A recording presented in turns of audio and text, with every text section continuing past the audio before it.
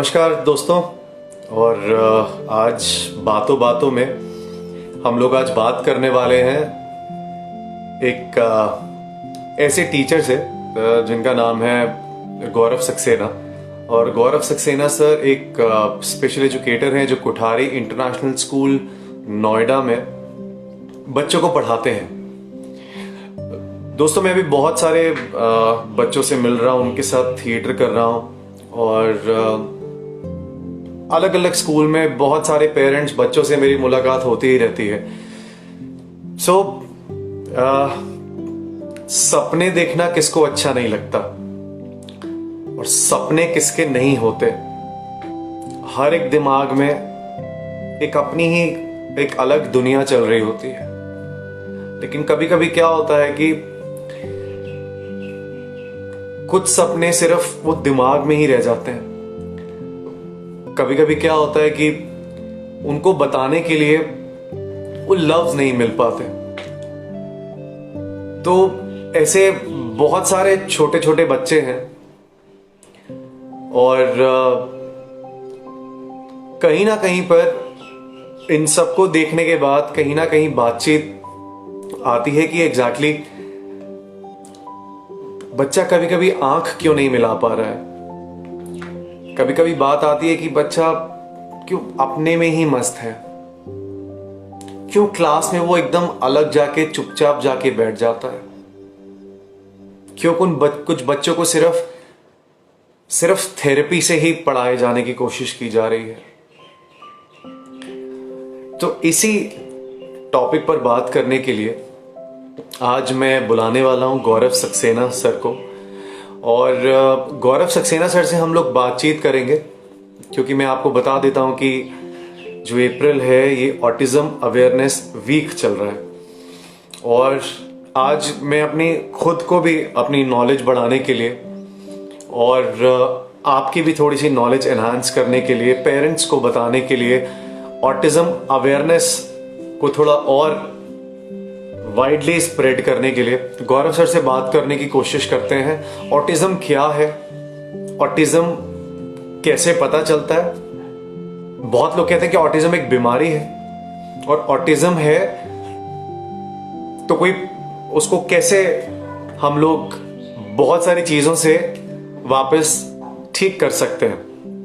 और इस पर मैं बात करता हूं। I think Gaurav sir is here, तो let us speak to Gaurav Saxena sir. और गौरव सर से बात कर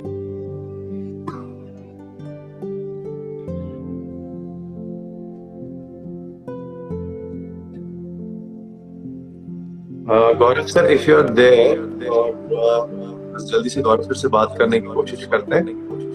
जी हाय गौरव सर, नमस्कार। नमस्कार। गौरव सर आवाज आ रही है आपको? जी मुझे आवाज आ रही है। अच्छा, आपका ब्लूटूथ तो ऑन नहीं है ना वहां पर किसी चीज में? जी मेरे आसपास किसी डिवाइस का ब्लूटूथ। अच्छा, वो आवाज शायद डबल हो रही है। आप बिना ईयरफोन के एक बार बात करके देखना।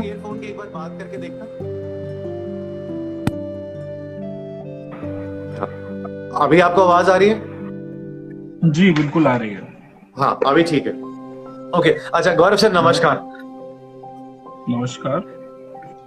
गौरव सर, मैं अभी सबको बता रहा था कि ऑटिज्म अवेयरनेस ये मंथ ही पूरा का पूरा चल रहा है और दुनिया भर में ऑटिज्म के बारे में बातचीत हो रही है। लेकिन अभी भी कहीं ना कहीं पर ऑटिज्म के बारे में बहुत सारी ऐसी चीजें जो लोगों को पता नहीं है। कभी कभी पेरेंट्स को भी इतनी वाइडली स्प्रेड चीजों के बारे में पता नहीं चल पाता।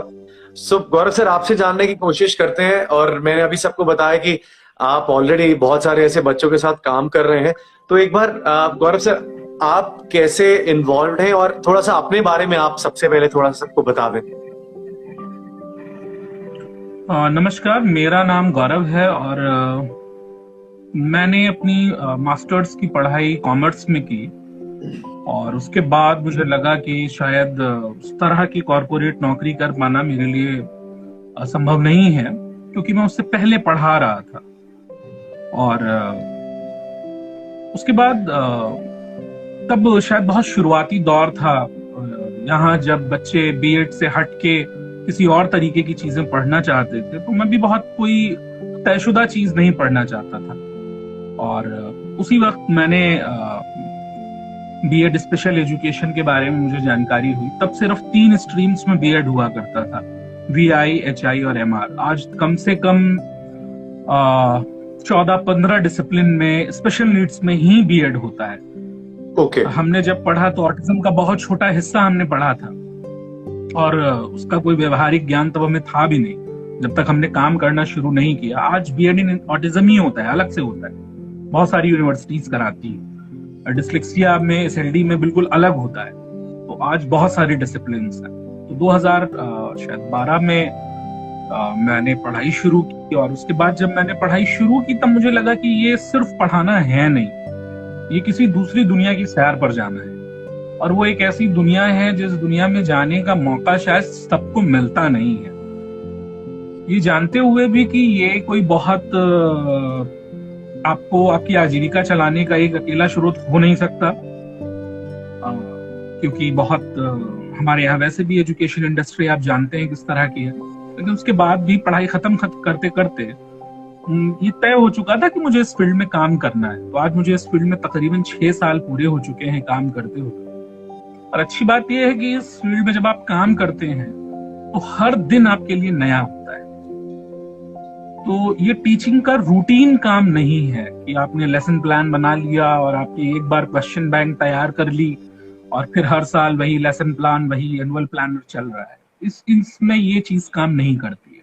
हर दिन नया है, हर बच्चा अलग है, हर साल आपके पास जो बच्चे आएंगे वो अलग है। तो इस तरह से बड़ा मजेदार काम है, बड़ा चैलेंजिंग काम है। और जितना जितना आप इसमें जाते हैं, वो कहावत है शायद अमीर खुसरो की कि जितना जितना आप डूबते हैं आप उतना उतना इसमें आपको मजा आना शुरू होता है। क्योंकि आप वो चीजें देख रहे होते हैं, आप उन चीजों को समझ पा रहे होते हैं जो दूर दूर तक किसी भी इंसान के लिए बेहद सामान्य चीज होती है, लेकिन आपके लिए उस चीज के पीछे पूरी कहानी होती है। तो मैं इस तरह से इस फील्ड में आया और मैं 6 साल इस फील्ड में काम करते करते पूरे कर चुका हूँ। जी सर, आई नो बहुत सारी ऑडियंस जो देख रही है अभी, ऑटिज्म सुना सबने है, शाहरुख खान की film my name is Khan सबने देखी, या फिर तारे ज़मीन पर सबने देखी। लेकिन फिर भी कहीं ना अभी भी अगर पेरेंट्स को भी कभी कभी पता चलता है कि उनके बच्चे में कहीं ना कहीं वो ऑटिज्म के छोटे छोटे पॉइंट्स हैं, लेकिन वो भी खुद बहुत जल्दी डर जाते हैं, ये ऐसा कैसे हो गया, ये कोई बहुत बड़ी बीमारी है, ये अब ठीक कैसे होगी, क्या मेरा बच्चा हमेशा ऐसा ही रह जाएगा, ये और बच्चों से अलग हो गया है। तो जब आप स्कूल में जब आपके सामने ऐसे पेरेंट्स आते हैं तो सबसे पहले आप उनसे कैसे बातचीत करते हो, उनको कैसे अवेयर करने की कोशिश करते हो, और एग्जैक्टली में ऑटिज्म है क्या? देखिए, पहले हमें इस बात के फर्क को समझ लेना चाहिए कि जो फिल्म में दिखाई जाने वाली चीजें होती हैं वो बड़ी सुपरफिशियल होती हैं, क्योंकि फिल्म में दिखाए जाने की एक लिमिटेशन होती है। जी। अब जब आप बात कर रहे हैं शाहरुख खान को दिखाया गया है, तो शाहरुख खान को बहुत हाई फंक्शनिंग ऑटिस्टिक एडल्ट के फॉर्म में रिप्रेजेंट किया गया है, जो अपने तमाम सारे काम कर सकता है, फ्रेजेस में सही लेकिन खुद को एक्सप्रेस कर सकता है, और पार्शियली आई कांटेक्ट भी करता है। यानी वो एक उस तरह का एग्जाम्पल है जिसके सर्वाइवल के कोई बहुत ज्यादा की परेशानियां उसे है नहीं। वो अपनी चीजें टैकल कर रहा है क्योंकि उनको कैरेक्टर उस तरह का फिल्म में चाहिए। लेकिन अगर हम ऑटिज्म के और पहलुओं पर जाएं, यानी हाई नीड्स की तरफ जाएंगे, तो हम देखेंगे कि बहुत सारे फीचर्स, बहुत सारे सिम्टम्स बहुत ज्यादा हो जाते हैं, और यहाँ तक भी होते हैं कि बच्चा नॉन वर्बल हो, वो बिल्कुल बोल ही नहीं सकता। जी। ये मतलब एक्सट्रीम सिचुएशन यहाँ तक हो सकती है। तो पहली बात तो हमें फिल्मों से कंपेयर करते वक्त इस चीज का एक ध्यान रखना चाहिए कि हमें उस फ्रेम में रख करके नहीं देखना चाहिए। दूसरी चीज, डिस्लेक्सिया एक बिल्कुल अलग चीज है, उसको हम SLD स्पेसिफिक लर्निंग डिसऑर्डर कहते हैं, जो आप तारे जमीन पर जिक्र कर रहे हैं। उसमें भी SLD में भी 3 या 4 तरीके की चीजें होती हैं। डिस्लेक्सिया अलग होता है, डिस्ग्राफिया अलग होता है, डिस्कैल्कुलिया अलग होता है, एप्रेक्सिया अलग होता है। तो ये सारी अलग अलग कैटेगरीज होती हैं। फिर आज हम ऑटिज्म पे बात कर रहे हैं, तो पहले तो ये इस मिथ को दूर कर देना चाहिए बहुत ही ईमानदारी के साथ कि ये कोई बीमारी है और ये ठीक हो। ये बिल्कुल भी कोई बीमारी नहीं है। और चूंकि ये बीमारी नहीं है इसलिए इसका कोई इलाज नहीं है। इलाज तब होगा जब ये बीमारी हो। तो पहली चीज हम सबको ये समझ लेनी चाहिए कि ये किसी भी तरह से कोई बीमारी नहीं है, ये एक तरीके का डेवलपमेंटल डिसऑर्डर है। जब आप प्री नेटल ड्यूरेशन में उस वक्त में होती है एक माँ, उस वक्त जब एम्ब्रायो आपका डेवलप हो रहा होता है, उस डेवलपमेंट फेज में कुछ ऐसा होता है जो आपके न्यूरोलॉजिकल जो वायरिंग्स हैं उनमें कहीं कोई डिस्टरबेंस होता है, जिसके चलते ये चीज आती है। मैं बिल्कुल सही इसलिए आपको नहीं बता पा रहा हूं और ना बताना चाहता हूं क्योंकि बिल्कुल सही कारण इसके अब तक मालूम नहीं है। इसलिए मैं कोई एक बात नहीं कहना चाह रहा, क्योंकि इसमें ये भी हो सकता है कि आपकी फैमिली में कोई डाउन सिंड्रोम केस रहा हो और उस फैमिली में बाद में ऑटिज्म का केस आ गया हो, ऐसी भी हिस्ट्री मिलती है। अगर हम इसके स्टैट्स देखते हैं तो हम ये भी देखते हैं कि जहां बहुत अधिक उम्र पर बच्चे हो रहे हैं वहां पर भी ये ज्यादा नजर आता है। हम ये भी देखते हैं कि जहां ड्यूरिंग द प्रेगनेंसी बहुत ज्यादा अल्कोहल, स्मोकिंग और इन सारी चीजों को बढ़ावा दिया जाता है या लाइफस्टाइल उस तरीके की सेडेंटिव होती है, वहां भी होता है। तो बहुत ठोस किसी एक कारण पे पहुंच पाना अभी तक की रिसर्च के बेसिस पे नहीं कहा जा सकता, लेकिन हाँ ये बीमारी बिल्कुल नहीं है, ये एक तरीके का डेवलपमेंटल डिसऑर्डर है। ये एक बहुत बड़ी बात कह दी है जो सारे पेरेंट्स देख रहे हैं और इसको आगे सुनेंगे भी इस वीडियो में, कि ये कोई बीमारी नहीं है इसलिए इसका कोई इलाज नहीं है, और बहुत बहुत इंपॉर्टेंट है। और जो एकदम बच्चों के साथ रहकर काम कर सकता है शायद वही इन चीजों को बहुत ही क्लियरली और बहुत ही दिल के कोने से बातचीत कर सकता है। सर अगर मैं बात करूं कि वो कौन से बहुत सारे सिम्टम्स होते हैं, आई नो एक जब ऑटिस्टिक बच्चा आता है तो एक बहुत सारे सिम्टम्स होते हैं, तो वो उन सिम्टम्स के बारे में आप अगर थोड़ी सी बात मुझे बता पाओ, वो कौन से छोटे छोटे सिम्टम्स होते हैं। जैसे मैंने देखा है, मैं बहुत सारे बच्चों से मिला हूं और मैंने देखा है कि वो बच्चा अपने में ही रहना चाहता है, उस बच्चे को अपने में ही मजा आ रहा है और पूरी दुनिया क्या करे उसे कोई फर्क नहीं पड़ता, वो अपनी दुनिया में रहता है। तो ऐसे कौन कौन से सिम्टम्स हैं जो पेरेंट्स को देख सकते हैं, पेरेंट्स समझ सकते हैं और उसके बाद आगे उस पर काम कर सकते हैं? देखिए पहले मैं एक चीज बता दूं आपको कि एक गाइड बुक होती है जैसे अमेरिकन साइकेट्रिक एसोसिएशन बनाती है, तो किसी भी तरीके के मेंटल हेल्थ से जुड़ी हुई चीज को अपने यहाँ रिकॉर्ड करती है और उसके इवोल्यूशनरी प्रोसेस में उसमें तब्दीलियां करती है जी। तो पहले ऑटिज्म को ऑटिज्म, एस्पर्जर सिंड्रोम और PDD-NOS, pervasive developmental disorder otherwise not definable, in 3 categories में रखती थी। लेकिन जो अभी लेटेस्ट DSM-5 है, डायग्नोस्टिक स्क्रीनिंग मैनुअल जो है, उसमें इस तीनों तरह के शब्दों को खत्म करके एक शब्द बनाया गया है जिसे हम ASD कहते हैं, ऑटिज्म स्पेक्ट्रम डिसऑर्डर कहते हैं। अब जब यहाँ एक शब्द स्पेक्ट्रम आ जाता है तो ठीक उसी तरह से जैसे रंगों का एक स्पेक्ट्रम होता है, आप एक तरफ से एक शेड शुरू करके दूसरे शेड तक जाते हैं, यहाँ भी यही चीज होती है कि आपको बहुत हाई फंक्शनिंग बच्चे से लेकर बहुत हाई नीड बच्चे तक मिलेगा। तो आप इन्हीं 1 या 2 या 3 या 4 के बेसिस पर ये नहीं कह सकते कि इसमें है या इसमें नहीं है, लेकिन साइंटिफिकली 2 साल या 3 साल के आसपास इसे डायग्नोस किया जा सकता है। इसके स्क्रीनिंग टूल्स होते हैं जिसमें एक paediatrician, psychologist, parents feedback, teachers feedback ले करके हम तय कर सकते हैं कि बच्चे के अंदर वो फीचर्स हैं या नहीं है। पहली चीज। दूसरी चीज, हम हमेशा बोलते वक्त इस बात का ध्यान रखते हैं, और चूंकि जो शब्द चलन में होता है हम सब वही शब्द बोलते हैं। मुझे याद है एक प्रोग्राम में रवीश कुमार जब बात कर रहे थे, जब राहुल गांधी को कुछ कह दिया गया था, डिस्लेक्सिक कह दिया गया था, तो पूरे प्रोग्राम में बीमारी कोट करते रहे थे, ये बीमारी है। फिर मैंने उन्हें एक अलग से मेल लिखा था, उसके बाद फिर से प्रोग्राम में उन्होंने उस चीज को सुधारा था, पता नहीं मेरे मेल से सुधारा था या किस वजह से। और देखिए इतना ज्ञानी व्यक्ति भी जो है उसको भी कहीं वहां एक दिक्कत है, क्योंकि और इसलिए नहीं है कि वो पढ़ते नहीं है, इसलिए है कि ये शब्द प्रचलन में उस तरह से नहीं है। तो कभी भी बोलते वक्त हम सब इस बात को ध्यान रखते हैं कि डिस्लेक्सिक स्टूडेंट, ऑटिस्टिक स्टूडेंट, हम इस तरह से ना बोलकर हम हमेशा बोलते हैं चाइल्ड विद ऑटिज्म या child with this, mean child first. हम हमेशा बच्चे को पहले रखते हैं। हालांकि जो अभी हिंदी में नया नया शब्द क्वाइन किया गया है दिव्यांग, मुझे खासा परहेज है इस शब्द से। इसमें दिव्यांग जैसा कुछ है नहीं, अब तो इतना उसको बड़ा बनाते हैं। खैर, आपके सवाल पे वापस आते हैं कि कौन कौन सी वो चीजें हैं जिससे हम स्क्रीन कर सकते हैं कि हाँ कहीं कोई डिफिकल्टी हो सकती है। जी। हम सबको पता है कि एक माइलस्टोन होते हैं। एक बच्चा 1 महीने पर, 2 महीने पर, 3 महीने पर, 6 महीने पर, 8 महीने पर, साल भर में ये चीजें कर लेगा।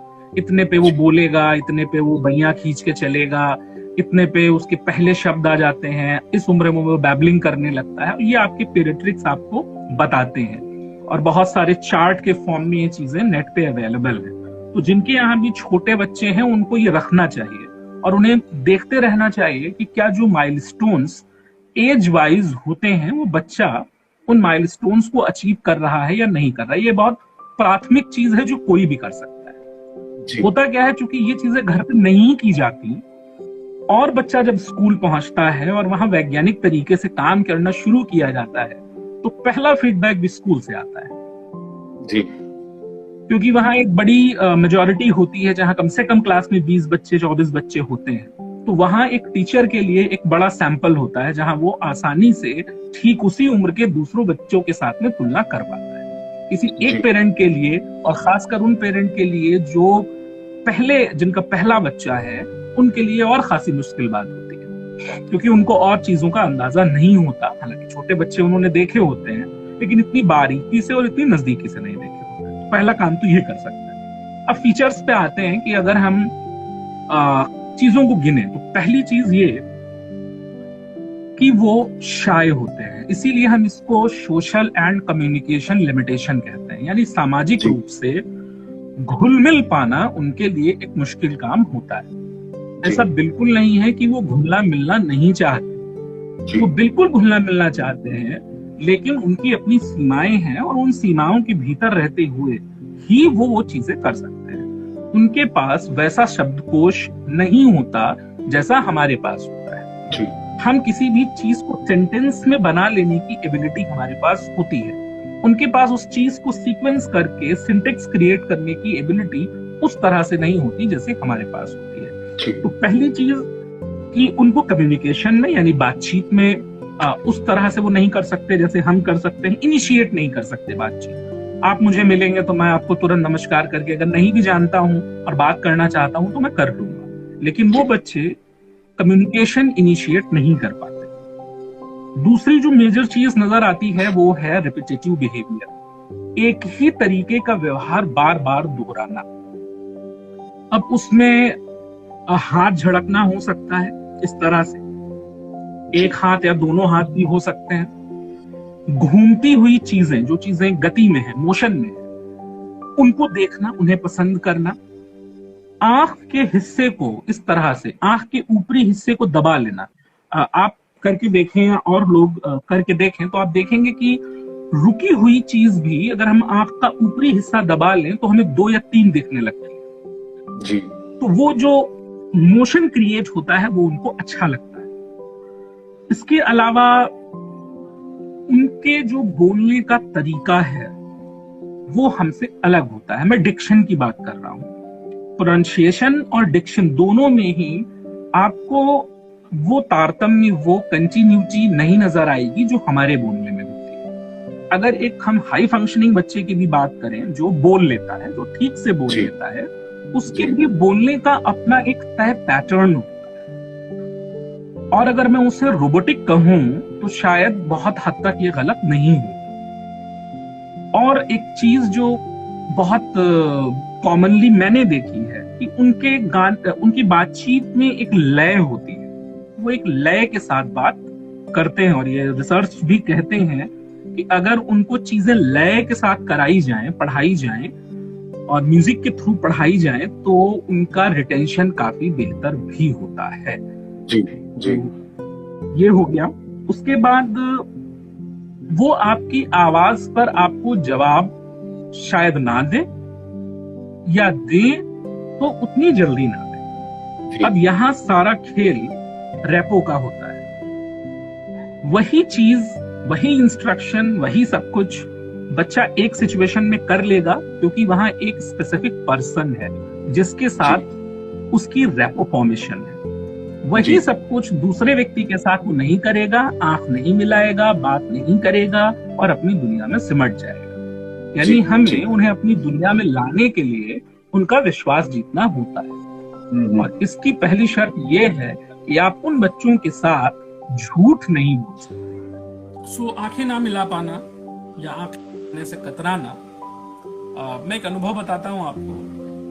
एक जी किताब थी, थी जिसने अपने बच्चे को ट्रेन किया। मैं अपने इस ट्रेनिंग के दौरान के शुरुआती दिनों में पढ़ रहा था। उस माँ को उस बच्चे को आंख मिलाना सिखाने में तकरीबन 1.5 साल लगे थे, और जी ऐसा करने के लिए 2 बिंदियां ली थी और उन्हें पैर पर रखा था, और फिर जी वहां से उन्होंने कहा था इसको देखो, शुरू करो। फिर वहां से धीरे धीरे उन बिंदियों को वो ऊपर लाती गई, और फिर वो जी जब आंखों तक पहुंची, वो बंदा दरअसल, उस बच्चा वो दरअसल आंखों को ना देखकर बिंदी को देखने का हुनर सीख चुका था। इतना लंबा समय लगता है या लग सकता है एक बच्चे को ये सिखाना कि हमें आंख मिलाकर बात करनी चाहिए। इसीलिए मैं शुरुआत में कह रहा था कि जो चीजें बाकी दूसरे लोगों को बहुत बहुत आसान लग सकती हैं, वो दरअसल बहुत बहुत आसान नहीं होती है। नहीं होती। मैंने कहा कि वो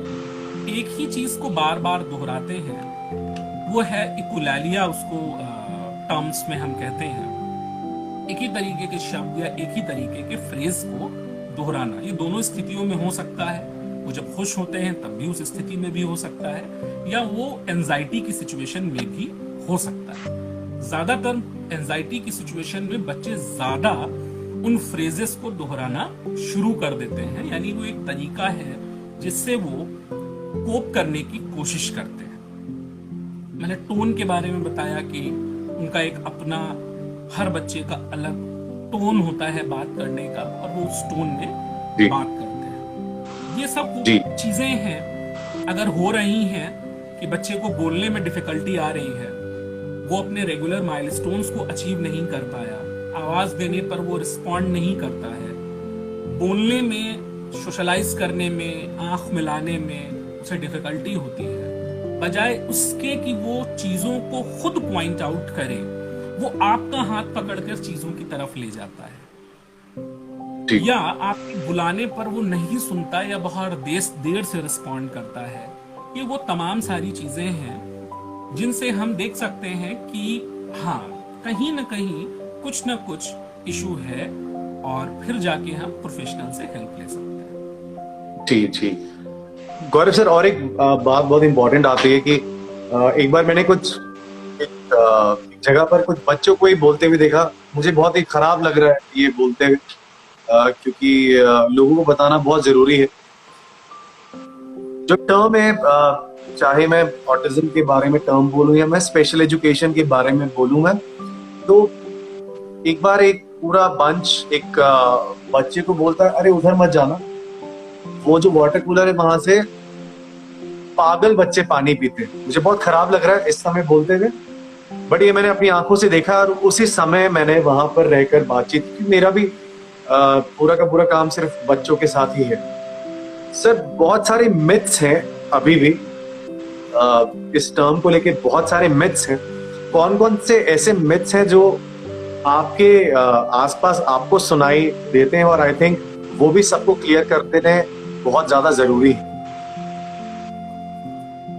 और सबसे पहले तो ये कि जब किसी भी समाज में, मुझे 1 सेकंड दे दीजिएगा जी।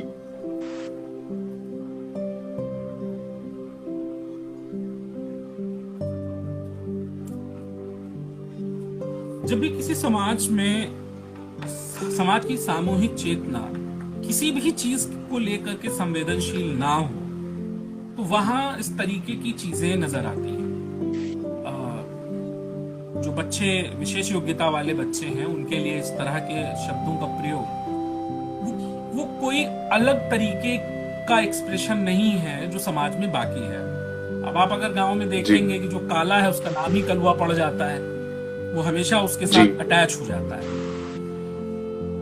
तो हाँ, ये बहुत जरूरी है कि हम चीजों को इतना सामान्यीकृत कर दें, इस तरह से घोल लें, इस तरह से अपना लें कि वो हमारी जिंदगी का हिस्सा हो जाए, जिसको हम इंक्लूजन कहते हैं। तो जब भी कोई समाज समावेशी समाज होगा, इंक्लूसिव सोसाइटी होगी, तो वहां इस तरह की चीज देखने को नहीं मिलेंगी। अब इंक्लूजन कहां से शुरू होगा? पहले घर से शुरू होगा। आप यकीन नहीं मानेंगे, सबसे पहला हमारा काम शुरू होता है पेरेंट्स को ये ट्रेन करना कि वो अपने बच्चे को एक्सेप्ट कर ले। अब शायद ये बहुत अजीब बात लगे कि पेरेंट अपने बच्चे को एक्सेप्ट क्यों नहीं करेगा, बट चूंकि बहुत कम जगह, बहुत कम लोगों के साथ, बहुत कम बच्चों के साथ इस तरह की चीजें होती हैं, तो उन्हें इस बात का यकीन नहीं होता कि ये उनके अपने बच्चे के साथ हो सकता है। और सबसे ज्यादा मुश्किल यही शुरू होती है। आप तब तक बच्चे के साथ कोई काम नहीं कर सकते जब तक कि पेरेंट आपके साथ एग्रीमेंट में नहीं है।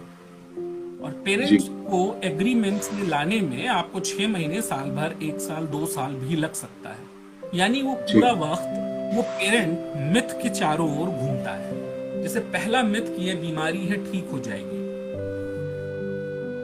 और इसके लिए आपको पता है कि हर चीज का बाजार होता है, इसका भी बाजार है। इसका बाजार है कि फला डॉक्टर एक इंजेक्शन देते हैं, साल में 1.5 लाख रुपए का, आप लगवा लीजिए, ठीक हो जाएगा। फला जगह पर होम्योपैथी के एक डॉक्टर हैं जो दवा देते हैं, आप इतने डोजेस दिलवा लीजिए, ठीक हो जाएगा। और ये मैं सिर्फ पढ़ी हुई चीजें नहीं बता रहा हूँ, ये मैं आपको अपने निजी अनुभव से बता रहा हूँ, क्योंकि जब मेरे अपने और बच्चे जिनके साथ मैं काम करता हूँ, जब वो छुट्टियां लेके जाते हैं तो मुझे मालूम होता है वो फला जगह गए हैं, या उस बाबा जी के पास चले जाओ, या जब थोड़ा समझ भी जाते हैं जी। और ये मैं जब कह रहा हूँ तो ये मैं उस क्लास के लिए कह रहा हूँ जहाँ मास्टर्स होना एक बहुत सामान्य बात है। सब मास्टर्स डिग्री में होंगे और सब प्रोफेशनल्स होंगे। जी जी। अब आप चेतना का ये स्तर जब आप वहां ये देखते हैं तो समाज के सबसे नीचे पायदान पर क्या स्थिति होगी आप जान सकते हैं। इसको अलग से कहने की जरूरत नहीं है। इसके अलावा एक तो एक्सेप्ट ना करना, जिसे हम डिनायल कहते हैं, उससे ज्यादा खतरनाक चीज होती है। डिनायल में कम से कम ये होता है कि हमें परेशानी दिख रही होती है, हम मान नहीं रहे हो। दूसरी चीज है इग्नोरेंस, हम उसे देखते ही नहीं। अरे कर लेगा, अभी नहीं बोल रहा है, अभी कुछ बच्चे लेट बोलते हैं, बोल लेगा। नहीं नहीं, सुन नहीं रहा है, वो उसको जानबूझ के करता है। जब मैं बुलाता हूं तो सुन लेता है, जब फला बुलाता है तो सुन लेता है। तो ये इग्नोरेंस, ये सबसे बड़ी समस्या। बाबा के पास जाना, दवाई कराना, ये सारे मिथ हैं जिनके इर्द गिर्द शुरुआती दौर हर किसी पेरेंट का बीतता है, और ये स्वाभाविक है। इसमें मैं पेरेंट्स का दोष नहीं देता। स्वाभाविक इसलिए है कि जब उन्हें एजुकेट नहीं किया गया, जब उन्हें जिस दिन प्रेग्नेंट हुई है महिला, उस दिन से वो रूटीन चेकअप्स पे जाती है। क्यों नहीं उन रूटीन चेकअप्स पर हर बार उसकी काउंसलिंग की जाती है? जी। क्यों जब एक बहुत अधिक उम्र की महिला इस तरह की प्रेगनेंसी या कंसीव करती है तो क्यों उसको प्रोस कॉन्स नहीं बताए जाते? क्यों ये एक बहुत ही महत्वपूर्ण हिस्सा नहीं है कि ये एजुकेशन में हो? बिल्कुल डाला ही जाए। तो जब आप इसे बिल्कुल प्राइमरी एजुकेशन से, मिडिल एजुकेशन से लेकर हायर एजुकेशन तक शामिल कर देंगे, तब आपको शायद, मुझे नहीं लगता कि अलग से कुछ और करने की जरूरत होगी। आप एनसीईआरटी की सारी किताबें उठा के देख लें, वहां अगर मिलेंगी भी तो आपको बहुत ज्यादा कहानियां मिलेंगी, तो हेलेन केलर और यहीं तक की सीमित कहानियां मिलेंगी, और होनी चाहिए। मैं ये नहीं कह रहा हूं कि नहीं होनी चाहिए, लेकिन परेशानी यहाँ है कि जब हम HI या VI बच्चे की बात करते हैं तो वहाँ उनके साथ उनकी सीमाओं के रहते हुए भी एक एडवांटेज ये होता है कि उनकी बौद्धिक क्षमता पे कोई उस तरह का फर्क नहीं होता, वो अपनी एडवोकेसी बोलकर खुद कर सकते हैं जब हम हियरिंग इम्पेयर्ड या विजुअल इम्पेयर्ड बच्चे की बात करते हैं। लेकिन जब हम दूसरी तरफ आईडी बच्चों पर आ जाते हैं, इंटेलेक्चुअल जहाँ डेफिसिट्स हैं वहां अगर हम आ जाते हैं, चाहे वो डाउन सिंड्रोम बच्चे हों, चाहे वो चाइल्ड विद ऑटिज्म हो, या वो और एमआर बच्चे हों, मेंटली रिटार्टेड बच्चे हों, यहाँ वो अपनी बात आपसे कह नहीं सकते। तो क्यों उनको ज्यादा एडवोकेसी की जरूरत है? इसलिए उनको ज्यादा एडवोकेसी की जरूरत है और ज्यादा अवेयरनेस की जरूरत है। तो वो जो भी चीजें डिफिकल्टीज दूसरे बच्चे फेस करते हैं, वो लिख कर या बोल कर आपको बता देंगे, तो कम से कम आप उनसे ही एजुकेट हो जाएंगे। लेकिन ये बच्चे आपको खुद बोलकर बता नहीं सकते। इनके लिए अवेयरनेस और एजुकेशन का जो तरीका होना चाहिए वो बिल्कुल अलग होना चाहिए। अलग है। और गौरव सर, जैसे मैं अस्मिता थिएटर ग्रुप में हूँ और हम लोग हर एक छोटे छोटे मुद्दे पर बाहर जाके समाज में जाकर बातचीत करने की कोशिश करते हैं, उन्हें वो बताने की कोशिश करते हैं जो उन्हें ऑलरेडी पता है, लेकिन फिर भी कहीं ना कहीं उनको दोबारा से दिमाग खोलकर वो बात पहुंचाने की जरूरत पड़ती है। तो मैं इस अपने सवाल को दो भाग में आपसे पूछने की कोशिश करूंगा। एक, क्या सोसाइटी में हमारे पास डांस है, हमारे पास म्यूजिक है, हमारे पास थिएटर है, हमारे पास पेंटिंग है, हमारे पास अलग अलग तरीके हैं इस विषय पर अवेयरनेस फैलाने के लिए? एक तो मेरा सवाल ये है, हम इस पर कैसे काम कर सकते हैं? क्या कुछ लोग अपने अपने तरीके से, कविताओं से, और क्या अपनी बातचीत को कहने की कोशिश कर रहे हैं? और इस बातचीत के बाद मैं आपसे एक सवाल बस पूछने वाला हूं कि एक टर्म, बड़ा खूबसूरत टर्म है कि ऑटिस्टिक या आर्टिस्टिक, और ये बहुत ही खूबसूरत एक शब्द है जिस पर मुझे लगता है कि पूरी दुनिया को आगे आकर काम करने की जरूरत है। तो मेरा जो पहले वाला आपसे बस एक सवाल है कि अभी मैंने ये भी देखा कि आपने भी ऑटिज्म अवेयरनेस के बारे में कुछ लिखा है, और मैं चाहता हूं कि अगर विद योर ड्यू परमिशन, अगर आप उस पर बातचीत करना चाहें और आप वो भी अगर सुनाना चाहें, सो दैट एक आर्ट के और कविता के माध्यम से भी लोगों तक वो अवेयरनेस और बातचीत पहुंचाने की कोशिश हो सके। देखिए, एक बात तो हमें माननी होगी कि अवेयरनेस का, आप बहुत लंबे अरसे से थिएटर के साथ जुड़े हुए हैं, आप जानते हैं कि कला सबसे सशक्त माध्यम होती है किसी भी तरीके की चेतना को फैलाने के लिए। आप वो बात लेके जाते हैं जो सबको पता है। यहाँ बात यह है कि हमें वो बात लेके जानी है जो पता ही नहीं है। अभी जब मैं लिख रहा था, एक कविता लिख रहा था, तब उस वक्त उस कविता को मैं चाहता था कि बहुत सारे लोगों तक पहुंचे, क्योंकि अगर मैं उसे रिकॉर्ड करूंगा तो मेरी अपनी एक सीमाएं हैं, मुझे सुनने वाले लोग सीमित हैं, वो बहुत सारे लोगों तक नहीं पहुंचेगी। तो कई बड़े लोगों तक मैंने वो कविता भेजी, और उसके बाद चूंकि मैं इससे जुड़ा रहता हूं तो कुछ लोगों के सीधे कॉन्टेक्ट्स हैं। तो सबसे पहले तो मैं पीयूष मिश्रा का धन्यवाद कर दूं, वो आपके थिएटर ग्रुप से जुड़े रहे हैं। जी। सबसे पहले व्यक्ति पीयूष मिश्रा थे जिन्होंने सबसे पहले इसको रिकॉग्नाइज किया, और विद इन 1 आवर उन्होंने अपनी आवाज में इस कविता को रिकॉर्ड करके भेज दिया। तो हम उनके शुक्रगुजार हैं।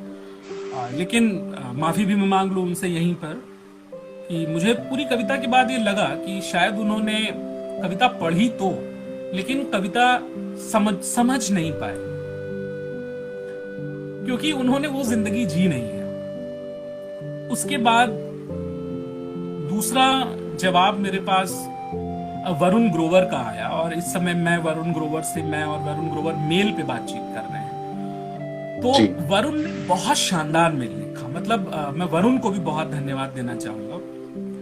वरुण ने तुरंत इस चीज को वरुण ने स्वीकार किया कि उनकी चूंकि जानकारी सीमित है इस विषय पर, इसलिए वो इस कविता को बहुत स्टेटमेंट फॉर्म में लिखी गई है कनेक्ट नहीं कर पा रहे। तो मैंने उन्हें एक कहानी भेजी, जिसे आज से लगभग 3 साल पहले मैंने और एक राइटर है राजऋषि मोतीलाल, हम दोनों ने मिलकर लिखी थी, गुलमोहर। और उस कहानी का दरअसल जो सब टाइटल था वो था ऑटिस्टिक और आर्टिस्टिक। तो मैंने वरुण को वो कहानी भेजी और मैंने मेल लिखा कि मैं बहुत बहुत खुशी है कि आप नहीं पढ़ रहे, बहुत खुशी है कि आपने इतना लंबा मेल लिखा और इस बात को स्वीकारा कि आप इस सीधे सीधे इस विषय के साथ कनेक्ट नहीं कर पा रहे। ये कहानी है, आप जरूर पढ़िएगा। तो मुझे लगा कि कहीं ना कहीं कुछ काम तो मैंने कर लिया। जी जी। हालांकि अभी शान अयूब ने कहा है कि वो अपनी आवाज देंगे और हम इंतजार कर रहे हैं कि वो अपनी आवाज दें, और उसके बाद हम जी आगे चित्र ले जाएंगे। उसके लिए इलस्ट्रेशंस बनाने के लिए मिरांडा हाउस की आर्ट प्रोफेसर हैं अपराजिता, जिन्होंने हिंदी के इमोजीज सबसे पहले बनाए थे, उन्होंने हामी भरी है उसको करने के लिए। तो वो पूरा तय प्रोजेक्ट जब आएगा समय लगेगा। तो आपके मैं पहले प्रश्न पे आता हूं कि कला कितनी जरूरी है। बहुत जरूरी है। एक पेंटर अपने कलम, अपने ब्रश के थ्रू इसको एक्सप्रेस करे, लिखने वाले लोग इसको लिखकर एक्सप्रेस करें, थिएटर के लोग इस पे नाटक करके एक्सप्रेस करें, कहानियां लिखकर एक्सप्रेस करें। जो एजुकेशनलिस्ट हैं वो इसको कंपल्सरीली पार्ट ऑफ करिकुलम बनाएं, और फिर मैं कहूंगा कि अलग से नहीं, करिकुलम में इंटीग्रेटेड फॉर्म में ये चीज होनी चाहिए। किसी कहानी का एक किरदार बनाइए ना उसको। क्यों है कि आप उस पर अलग से कहानी लिख दें, ये तो फिर वही बात हो गई कि आपने फिर उसे अलग कर दिया। तो बिना अलग करे किसी कहानी का, किसी फिल्म का, आप उसे हिस्सा बनाइए, और जैसे सब अपने अपने चश्मे से दुनिया देखते हैं, आप उसे अपनी चश्मे से दुनिया देखने दीजिए। आई थिंक ये सबसे बेहतर तरीका हो सकता है किसी को भी अवेयर करने का, कि अलग करे बगैर आप अपने नाटक, आप अपना कोई सामान्य नाटक रखिए, और उस अपने एक सामान्य नाटक में एक वो किरदार हो सकता है, जैसे एक सामान्य परिवार में एक बच्चा हो सकता है। भाई आप एक दुबला पतला मोटा, ऐसे भी तो कैरेक्टर्स होते हैं ना, तो आप रखिए जी एक किरदार वैसा रखिए। और बिल्कुल बिल्कुल गौरव सर। गौरव सर, एक और बहुत इम्पोर्टेंट बातचीत जो है कि एक टर्म है, और उसके बारे में भी मैं जानता हूँ कि आई नो बहुत लोग जानते होंगे, बहुत लोग शायद जान पाएंगे। एक टर्म है इंक्लूजन, और इंक्लूजन भी इस समय दिल्ली और एनसीआर में तमाम स्कूल्स हैं, और ये जो टर्म इंक्लूजन है ये भी हर स्कूल में एग्जिस्ट नहीं करता सर, क्योंकि एक साथ सबको एक साथ रखकर सबको एक साथ पढ़ाना ये भी एक अलग दुनिया है, ये भी एक अलग सिस्टम है बहुत सारे एजुकेशन इंस्टीट्यूट्स के लिए अभी। सो इंक्लूजन क्या है, और क्या इंक्लूजन से बच्चों और पेरेंट्स को फायदा हो रहा है? और आपके कोठारी इंटरनेशनल स्कूल में, जिससे आप इतने सालों से जुड़े हुए हैं, और प्रिंसिपल साहिबा है मंजू गुप्ता मैम, आप लोग कैसे मिलकर इसके ऊपर काम कर रहे हैं? देखिए, हम इंक्लूजन पे आए उससे पहले हमें उसकी पहली दो सीढ़ियों को समझ लेना चाहिए। इंक्लूजन एकदम से उतरी हुई कोई चीज नहीं है, ये भी एवोल्यूशन के दौर में यहाँ तक हम पहुंचे हैं, और इसके बाद की भी कोई दुनिया हो सकती है। सबसे पहले जब इस तरह के की चीजों को शामिल किया जाना शुरू किया गया, प्रिमिटिवली जब स्पेशल एजुकेशन पर काम किया जाना शुरू किया गया, तब सबसे पहले स्पेशल स्कूल्स बनाए गए, जहां उस तरह की नीड के बच्चों को रखा गया और पढ़ाया गया। वो चाहे विजुअली इम्पेयर्ड बच्चे हों, या हेयरिंग इम्पेयर्ड बच्चे हों, या एमआर बच्चे हों, या और किसी तरह के बच्चे हों। तो एक स्पेशल स्कूल का कॉन्सेप्ट आया। दिल्ली में भी बहुत सारे स्पेशल स्कूल्स हैं। उसके बाद जो दूसरा चरण था, जब पूरी स्कूलिंग की और एजुकेशन की दुनिया में इस बात पर बहस हो रही थी कि अलग स्कूल क्यों वहां एक उस बच्चे को रखा जाए जिसके अंदर कम से कम 50% ये संभावनाएं हैं कि ये नई चीज सीख सकता है, लेकिन चूंकि उसे दूसरे हाई नीड्स बच्चों के साथ रख दिया जाता है, तो वो चीजें सीखता है जो उसे नहीं सीखनी चाहिए। ऐसे में क्यों उसे अपॉर्चुनिटी ना दी जाए? लेकिन सवाल ये था कि क्या उसके लिए हमारे टीचर्स तैयार थे? क्या उसके लिए हमारे स्कूल्स तैयार थे? क्या उसके लिए कोई तय गाइडलाइंस थी? क्या उसके लिए टीचर्स की ट्रेनिंग की गई थी? ये सब चीजें एक दिन में होने वाली भी नहीं थी। तो शुरुआत स्पेशल स्कूल से हुई। उसके बाद जब हम दूसरे चरण में पहुंचे, तो दूसरा चरण था इंटीग्रेशन का।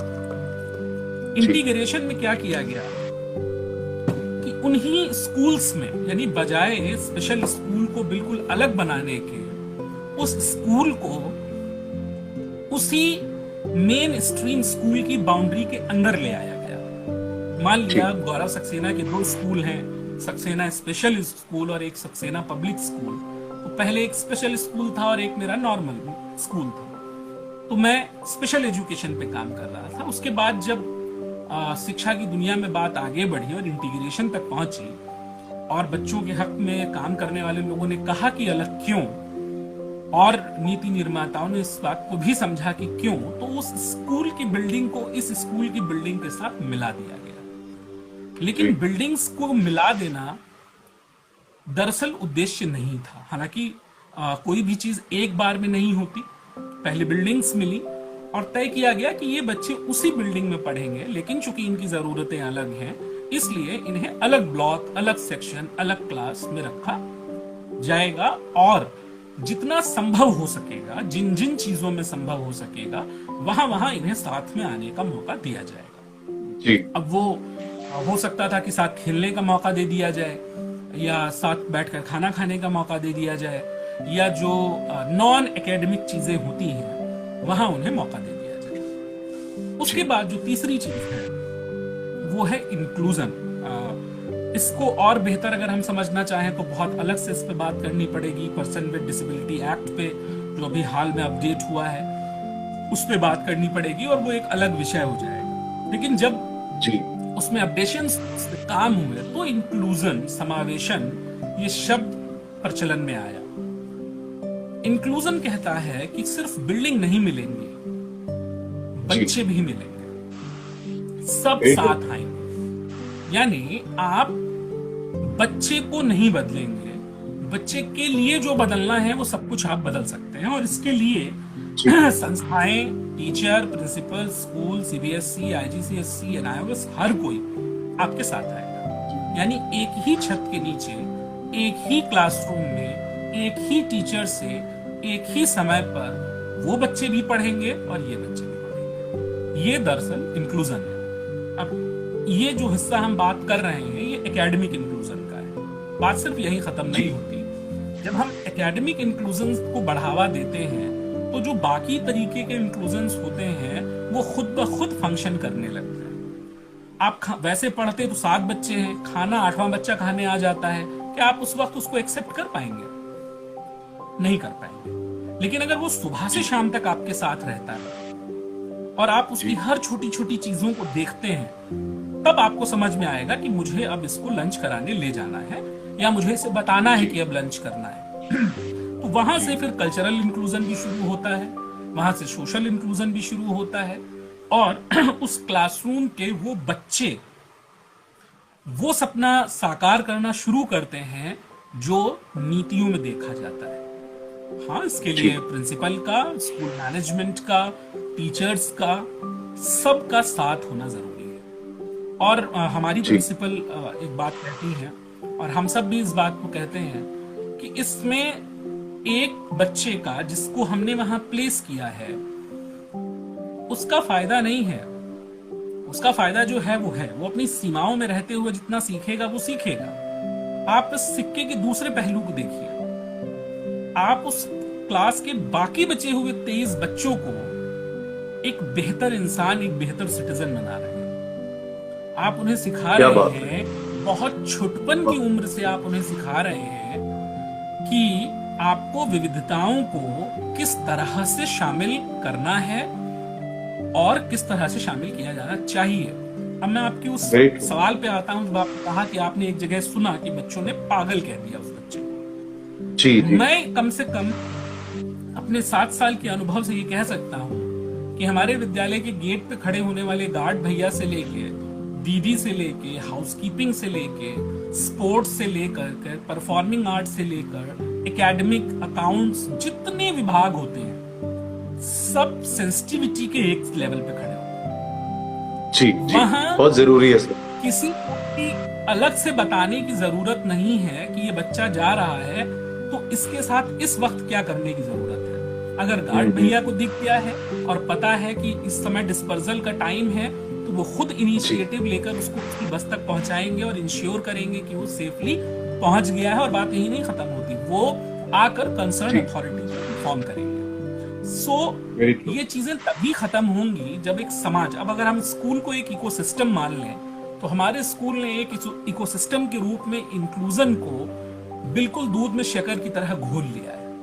तो अब ये संभावनाएं कि उन्हें पागल कह दिया जाए संभव नहीं हो, क्योंकि हर असेंबली में गाना हमारा बच्चा गाता है और उसी क्वायर में गाता है, स्पोर्ट की टीम खेलता है, ड्राइंग कंपटीशन में वो जाता है, स्विमिंग करने वो जाता है, वो हर जगह तो है।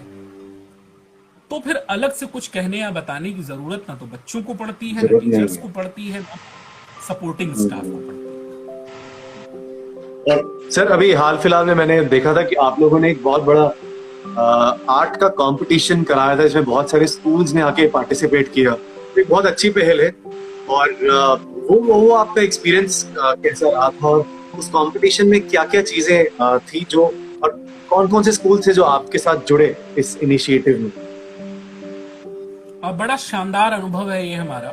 मैं इसका एक वीडियो है, शेयर करूंगा, आप चाहें तो इस बातचीत के साथ या बाद में उस वीडियो को शेयर कर सकते हैं, तो देख सकेंगे कि कितने बच्चे थे। इसकी शुरुआत हम लोगों ने 2016 में की थी। तब बहुत अपरिपक्व तरीके से हम करियर में भी नए थे और नई चीज कर रहे थे, लेकिन हमें ये मालूम था कि इस चीज की जरूरत है। तो ये किसी तरीके का कोई कंपटीशन नहीं है, हम इसे रेनबो इवेंट कहते हैं। और यहाँ हर बच्चा अपनी किसी भी तरीके की स्किल के साथ आ सकता है, कोई लिमिटेशन नहीं है, कोई एज क्राइटेरिया नहीं है, कोई फर्स्ट सेकंड थर्ड नहीं है, सबको गोल्ड मेडल ही मिलते हैं। हम सिर्फ एक मेडल मंगाते हैं, वो गोल्ड मेडल होता है। सबको एक से सर्टिफिकेट मिलते हैं, तो कोई जीतता नहीं है, कोई हारता नहीं है। वो एक दिन होता है जब वो खुद को सेलिब्रेट करते हैं। उसको हम 2 हिस्सों में बांटते हैं। पहला हिस्सा आर्ट एंड क्राफ्ट का होता है, वहां हम बहुत बुनियादी तरीके की एक्टिविटीज को रखते हैं जिसको कोई भी कर ले।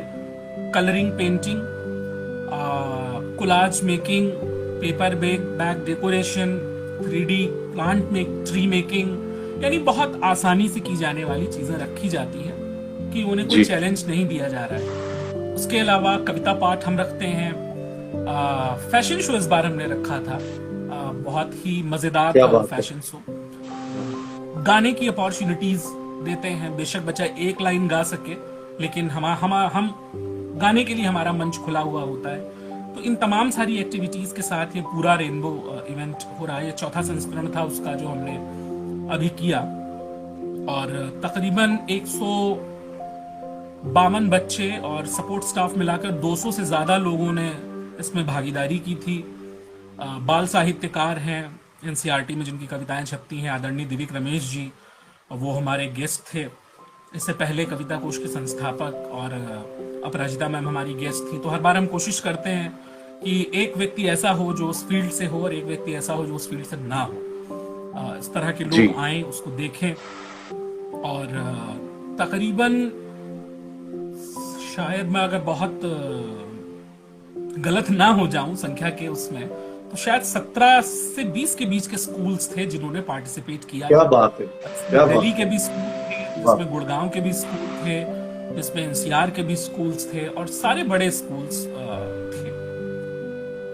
सर ये पूछने का ना मेरा एक नजरिया था, क्योंकि मुझे मालूम है कि जब भी कोई स्कूल का कंपटीशन होता है, कोई भी कंपटीशन हो, तो उसमें हार जीत इतने मायने रखती है। सबको जीतना है और अपने स्कूल का नाम, और वो ट्रॉफी बहुत इंपॉर्टेंट है। मैं हमेशा जब भी मैं गवर्नमेंट का कोई भी ट्वीट देखता हूँ और जब मैं वो वर्ड पढ़ता हूँ, मैं थोड़ा सा बस हटके एक बार बात करने की कोशिश कर रहा हूँ, लेकिन कहीं ना कहीं इस टर्म से रिलेटेड है। फर्स्ट सेकंड थर्ड प्राइज तो ये तो है ही है, लेकिन मैंने आज तक जब भी देखा है तो मुझे एक ट्वीट दिखाई देता है, या एक फेसबुक पे मैसेज दिखाई देता है, या न्यूज़पेपर में आता है कि सरकारी स्कूल के बच्चों ने ये किया, और एक जगह मुझे न्यूज में दिखाई देता है कि प्राइवेट स्कूल के बच्चे ने ये किया। इतने सालों के बावजूद भी स्कूल बनते नहीं बन पा रहे। आज तक मैंने नहीं देखा कि एक सरकारी स्कूल का बच्चा कोई इंग्लिश की डिक्लेमेशन में कोई बहुत बड़े प्राइवेट स्कूल के बच्चों के साथ मिलकर हर साल हर महीने में न जाने कितनी बार उस कंपटीशन में जा रहा है। अभी तक ऐसा हुआ नहीं, अभी पता नहीं जब ऐसा हो जाए। तो इसलिए मुझे ये वाले कंपटीशन बहुत अच्छे लगे, क्योंकि मैं क्यों बोल रहा हूँ ये, क्योंकि हो सकता है कि सो एंड सो कंपटीशन में उन बच्चों को जो 17-18 स्कूल से वो बच्चे आए थे उनको ना भेजा जाता, क्योंकि हो सकता है वो बच्चा उन सब बीच में जाकर हार जाता। ये आप उन्हें ये बताएं कि आप खुद को एक्सेप्ट करिए, जैसे हमें पेरेंट को शुरुआत में सिखाना पड़ा था कि आप एक्सेप्ट करिए, क्योंकि जो बीइंग का, सेल्फ का जो आइडिया है वो बच्चे को एडोलेसेंस में आना शुरू होता है। उससे पहले कभी वो ये सवाल नहीं करता मैं कौन हूं। और ये वो वक्त होता है जब बच्चा 10वीं 11वीं या 12वीं में होता है, जब उसके दिमाग में ये सवाल आता है मैं कौन हूं। जब ये सवाल उसके दिमाग में आना शुरू हो कि मैं कौन हूं, उस समय हमें उसका जवाब देना है कि तुम दुनिया के सबसे शानदार बच्चे हो। अगर ये करने में हम सक्सेसफुल रहे, हमने उस 10th 11th बल्कि 9th से ले लें, 9th 10th 11th और 12th के 4 सालों में हमने अपनी काउंसलिंग टीम के साथ, हमने अपने स्पेशल एजुकेटर्स की टीम के साथ, बाकी पीई, फिजिकल एजुकेशन और तमाम सारे डिपार्टमेंट्स के साथ अगर कलेक्टिवली इस अप्रोच को ध्यान में रखा है कि हमें उनके स्ट्रेंथ पर काम करना है, हमें उसे एक शानदार आर्टिस्ट बना के निकालना है, एक शानदार सिंगर बना के निकालना है, या कुछ ऐसा दे के निकालना है जो उसकी सभी लिमिटेशंस को से इतना बड़ा हो जाए कि वो सारी चीजें उसके पीछे रह जाए, और उसको मनोवैज्ञानिक रूप से तैयार करना है कि फर्क दुनिया में होते हैं, हाथ की 5 उंगलियां बराबर नहीं होती हैं, लेकिन इसका मतलब ये बिल्कुल भी नहीं है कि उनकी उपयोगिता कम या ज्यादा होती है। अगर ये चीज उनके सेल्फ के साथ हम जोड़ दें कि आपका सेल्फ जो भी है वो सबसे बेहतर है, आई थिंक फिर बाहर जाकर उतनी मुश्किल नहीं आएगी। जी जी जी गौरव से सच में ये बहुत ही इम्पोर्टेंट वो था, क्योंकि मैं टेडेक्स पर देख रहा था। टेडेक्स में मैंने बहुत सारे लोगों को सुना जिन्होंने बताया कि जो जो छोटे छोटे आपने मुझे सिंड्रोम्स बताए कि ऐसा ऐसा होता है बचपन में, और वो करने के बाद कैसे उन लोगों ने उनसे ओवरकम किया, और अपने अपने अंदर जो एक आर्टिस्ट है उसको आगे जगाने के बाद, स्कूल से बाहर जाने के बाद, कॉलेज खत्म करने के बाद अब बहुत ही पीसफुली, और जो वो करना चाहते थे जिंदगी में, मैटर वो करता है आप एज ए इंसान वो करना चाहो जो आप करना चाहते हो, और उसको पहुंचने के लिए आप जितनी जद्दोजहद, जितनी मेहनत आप कर सकते हो। बहुत बहुत बहुत सीखने को मिला गौरव सर, और मैं चाहता हूं कि इस पर आई थिंक आपकी बातचीत के बाद बहुत ज्यादा बातचीत और लोग कर पाएंगे, क्योंकि ये जैसे ही वीडियो ये भी बाहर आ जाएगा, मैं इसका एक रिकॉर्डेड वर्जन भी आगे लेकर आऊंगा। मुझे पता है आप बहुत सारी कविताएं लिखते हो गौरव सर, और एक कविता आपकी ऑब्वियसली ऑटिज्म अवेयरनेस पर भी आने वाली है। कोई एक या छोटा सा कुछ एक चंद लाइन अगर आप हमें इसके आसपास कुछ एक बताना चाहो, कुछ सुनाना चाहो, तो जरा हम भी सुनाऊंगा। लेकिन उससे पहले एक हिस्सा जिस पर हमने बात नहीं की, जिस पर शायद बहुत जरूरी है बात करना, उस पर करनी चाहिए, खासकर जब हम ऑटिज्म के संदर्भ में बात करते हैं। तो हमने उनकी लिमिटेशन बात कर ली, हमने उनकी कैसे आइडेंटिफाई करें इस चीज से बात कर ली। एक हिस्सा जो छूट गया वो ये कि उनमें खास क्या है। आर्टिस्टिक वाले पहलू पे हमें थोड़ा सा 2 मिनट कर लेनी चाहिए। जी जी प्लीज प्लीज। इन बच्चों शानदार चीज ये होती है कि ये जो भी करते हैं वो अपने किसी भी दूसरे व्यक्ति से बहुत बहुत बहुत बेहतर करते हैं। अगर वो ड्राइंग्स बनाएंगे तो वो अपने समकक्ष से बहुत शानदार बनाएंगे, अगर वो गाएंगे तो वो अपने समकक्ष से बहुत शानदार गाएंगे। जी। ये एक जो खासियत है वो ये है कि अगर जो उन्हें आता है, अगर आपने उन्हें उसमें ट्रेन कर दिया, तो दुनिया का कोई दूसरा आदमी उनको कॉम्पीट नहीं कर सकता। जी जी। क्योंकि उनकी थॉट प्रोसेस में कोई डिस्ट्रैक्शन है ही नहीं। इसीलिए होटल इंडस्ट्री में बहुत सारे बच्चों को, आप शायद लुक्कड़ कैफे का नाम जानते हो, वहां बहुत सारे डाउन सिंड्रोम बच्चों ही पूरा चलाते हैं। प्रियांक पटेल हैं, हमारे दोस्त हैं। शिरोज का जानते होंगे, वो एसिड अटैक वालों के साथ चलाते हैं। इसी तरह से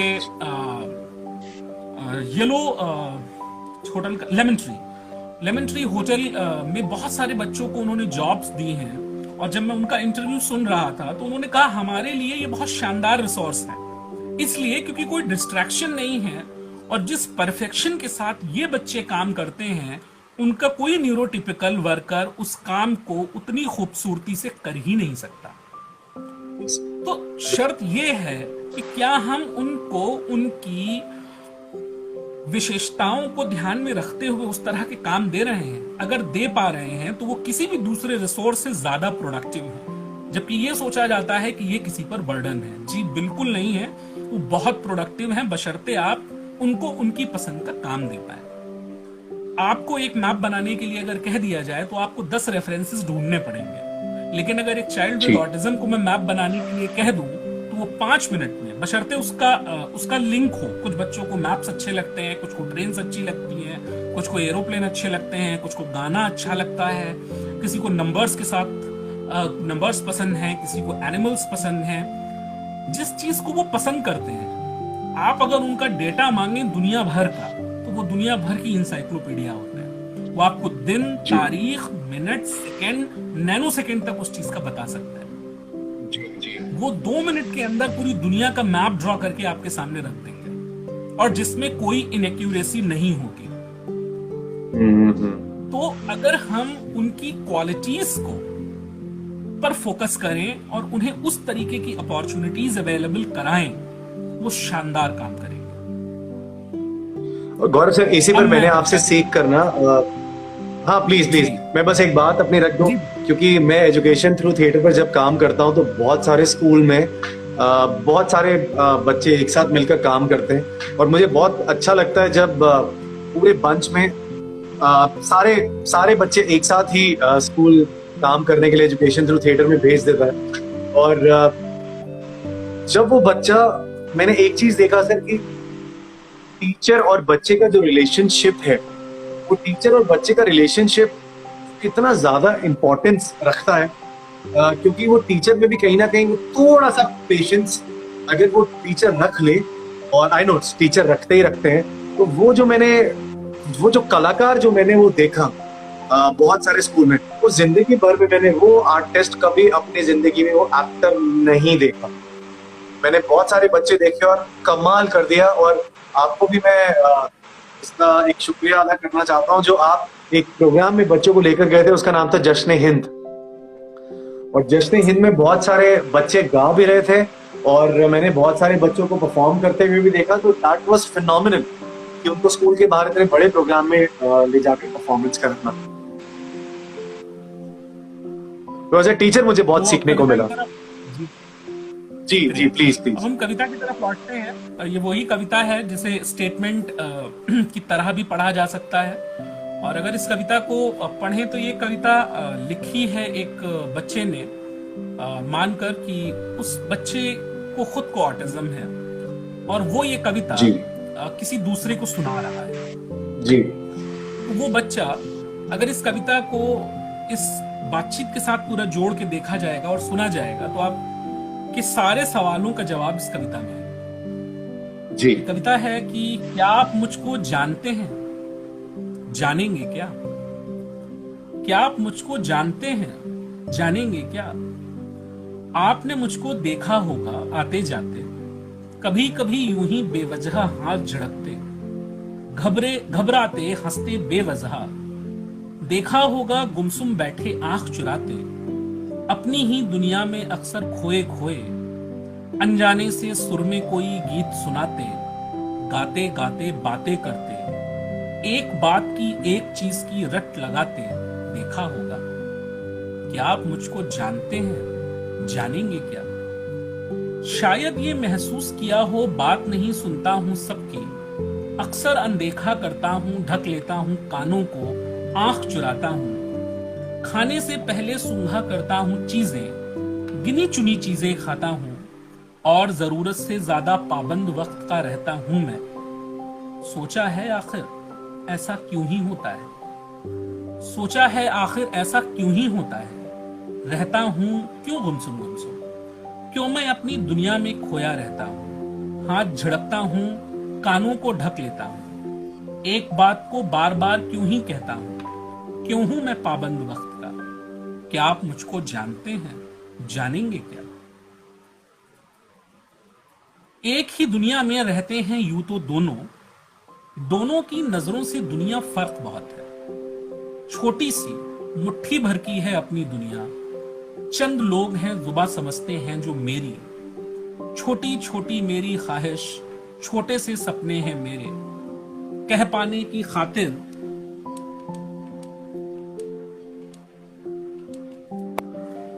कह पाने के खातिर मेरे पास नहीं है लफ्ज बहुत से। दिल की बातें इसीलिए कम कह पाता हूं। तुम्हें पता है ना कह पाना बोझ पड़ा देता है दिल का, और निकलता है वो फिर आंखों के रास्ते आंसू बनकर। शायद अब समझे होंगे मैं क्यों कर गुमसुम रहता। नाते रिश्ते दुनियादारी, रुपया पैसा ओहदा शोहरत, इश्क मोहब्बत चाहत नफरत। नाते रिश्ते दुनियादारी, रुपया पैसा ओहदा शोहरत, इश्क मोहब्बत चाहत नफरत, इनकी मुझको समझ नहीं है। सीधी सीधी बात समझ आती है मुझको। मेरी दुनिया में सब कुछ सीधा साधा है। उलझी बातें, उलझे रास्ते, काम काज गर उलझे तो फिर उलझन सी होती है मुझको। हर होनी अनहोनी सी लगने लगती है, डर जाता हूं। कुछ भी मेरे आसपास की दुनिया में गर अदले बदले मुश्किल सी होती है मुझको। मैं बेहद सीधा साधा हूं, झूठ बोलना नहीं पता है। जो भी कहता हूं सीधे दिल से कहता हूं। बात बदलना, बात घुमाना नहीं पता है। जो चीजें मुझको भाती हैं और किसी से बेहतर कर सकता हूं उनको गा सकता हूं। कागज पर रंग भर सकता हूं जीवन के मैं। मुश्किल से मुश्किल मॉडल गढ़ सकता हूं मैं। जो करता हूं बहुत करीने से करता हूं, जान लगा देता हूं उसमें। बात जरा सी है कि बस मन की करता हूं। तय कर लेता हूं तो बस वो ही करता हूं। शायद आप न जानते हो कि याद मुझे रहता है सब कुछ। दिन, तारीख, महीने, मौके, गाने, सड़कें, फोन के नंबर, सालगिरह नंबर, मकान के रूट, ट्रेन की सारी रेसिपी। याददाश्त बेहद दुरुस्त है। याद मुझे सब कुछ रहता है। याद रहे मुझसे झूठे वादे ना करना, दिल दुखता है। आओ मेरी दुनिया का हिस्सा बन जाओ।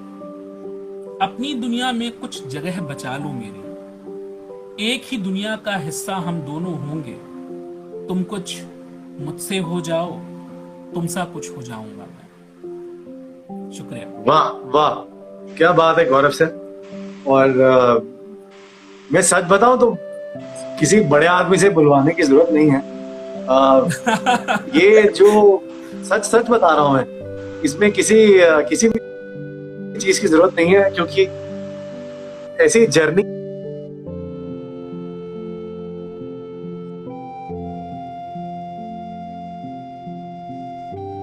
है। इस पूरी की पूरी कविता में ऐसी जर्नी है, और वो जर्नी शुरू से, बिल्कुल ठीक कह रहे थे आप, वो जर्नी शुरू से लेकर आखिर तक लेकर चले जाती है। बहुत ही खूबसूरत, बहुत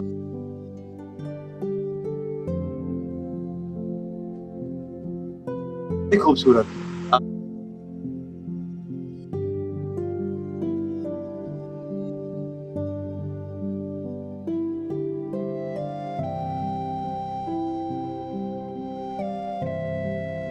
आई जस्ट होप कि जल्दी से जल्दी आप जिनसे भी ये बुलवाना चाहते हैं वो उतनी खूबसूरती से बोल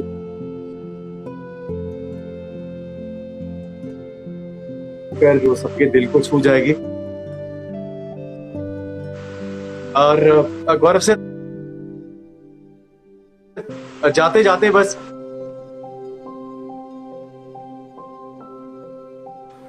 एक आप आखिरी बात, आई नो ये लॉकडाउन का वक्त चल रहा है, तो आप इसमें पेरेंट्स को क्या बोलना चाहते हो? और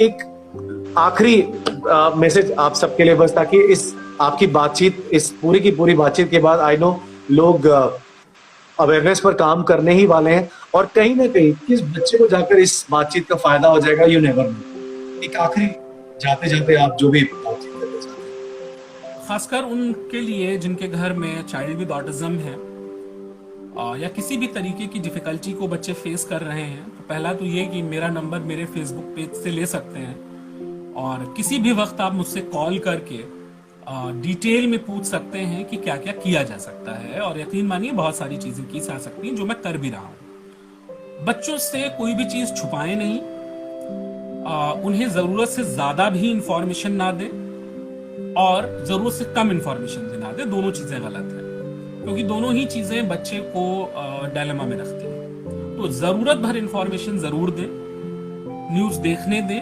खुद भी न्यूज कम देखें और बच्चों को भी न्यूज कम दिखाएं। खासकर कुछ स्पेशल तरीके के चैनल्स से बचें, लेकिन जानकारी जरूर दें। अगर आपके यहाँ कोई चाइल्ड विद ऑटिज्म है तो उसका टाइम टेबल जरूर बनाएं। जब उन्हें प्रेडिक्टेबिलिटी होती है कि उन्हें क्या करना है, तो उनकी जिंदगी 90% आसान हो जाती है। इसलिए टाइम टेबल बना दें। हर वक्त इंगेज रखने की जरूरत नहीं है, कुछ वक्त उन्हें अपने में भी रहने दें। और ये बात सारे बच्चों के लिए मैं कह रहा हूं कि हर वक्त उन्हें काम में न लगाएं, उनको इस एकांत को जीने दें। ये बहुत जरूरी चीज है। आज के बच्चे बहुत जल्दी शिकायत करते हैं कि वो बोर हो गए। दरअसल बोर होना भी एक क्वालिटी है। उन्हें आना चाहिए कि अगर बोर्डम होता है तो जब तभी आप खुद से बातें करते हैं, तो उन्हें बोर भी होने दें। हर वक्त उन्हें एंटरटेन करने की जरूरत नहीं है।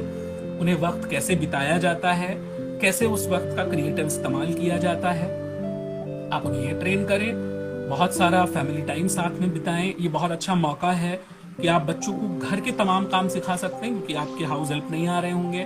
तो आप उनसे झाड़ू लगवाएं, पोछा लगवाएं, आप कटिंग सिखाएं, चॉपिंग सिखाएं, चाय बनाना सिखाएं। आप वो सारे काम उनसे कराएं जो आप हाउस हेल्प से कराते थे, और उसके बाद भी ये काम आप उनसे कराते रहें और खुद भी करते रहें। बाकी अगर कोई बहुत विशेष आपका सवाल है तो आप मेरा नंबर मेरे फेसबुक या मेरे इंस्टाग्राम से ले सकते हैं और आप मुझसे बात कर सकते हैं। बहुत बहुत अच्छा लगा गौरव सर, बहुत ही इंफॉर्मेटिव और मुझे बहुत सीखने को मिला आज। और मैं चाहता हूं कि ऐसी बातचीत होती रहे और ऐसी बातचीत से ना जाने कब किसको कहां पर क्या फायदा हो जाए। और आपकी कविता के लिए फिर से मैं आपको बहुत कॉन्ग्रेचुलेट करना चाहता हूं। जल्दी से जल्दी आप इसको लेकर आए ताकि ये कविता आए और हर एक स्कूल में, हर एक टीचर के पास, हर एक काउंसलर के पास, हर एक बच्चे के पास, हर एक पेरेंट के पास ही जाए। और जो चीजें वो देख कर नहीं समझ सकते, वो कहीं ना कहीं वो कविता के बोल से समझे। सो बहुत बहुत शुक्रिया ज्वाइन करने के लिए गौरव सर, और स्पेशली मुझे बताने के लिए कि इस मुद्दे पर आकर बातचीत करें और इस मुद्दे को लोगों तक पहुंचाया जाए। बहुत बहुत शुक्रिया गौरव सर, बहुत बहुत शुक्रिया। Thank you. Thank you.